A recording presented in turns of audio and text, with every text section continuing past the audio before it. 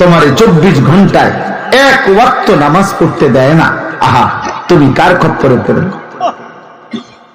365 দিনে খোদার একটি বছরে তুমি কোনদিন মুসলমানের ঘরে জন্ম নিয়া একজন মুসলিম মায়ের পবিত্র দুধ পান করে বড় হইলা, তুমি 365 দিনে এক বছরে কোনদিন ফজরের নামাজ পড়লা না, মুসলমানের ঘরে এত বড় জানোয়ার কেমনে হইলা?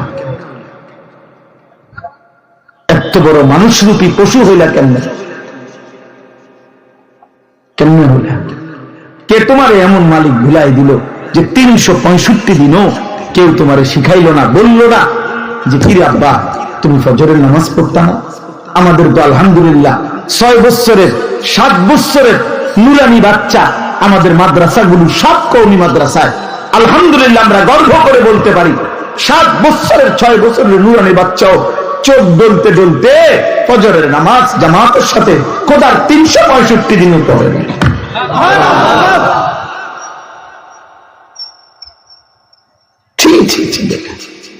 বদনসিব বেটা, গুনাহ এক একটা ছেলে। তোমরা যারা মোবাইলে আসক্ত, এখন দাঁড়াও আব্বা, আমি দাঁড় করাই দিই। চেহারা তোমাদের কি পরিমাণ কালো, কোন বিবেকবান দাদা চাচা যারা এখানে আছে তাদেরকে দেখাও, তারা বলবে, সাক্ষী দেবে। চলো এখানে দাঁড়াই, আমরা যারা মাদ্রাসার ছাত্র আমরা দাঁড়াই এক পাশে, তোমরা যারা বেনামাজি একটা সেজদা নাই কপালে, ওই নাফরমান তুমিও এনে দাঁড়াও।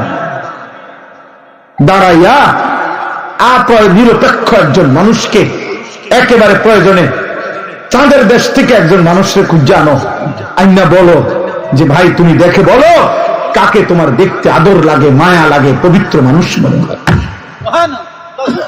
দেখো তুমি সাক্ষী নাও বেটা।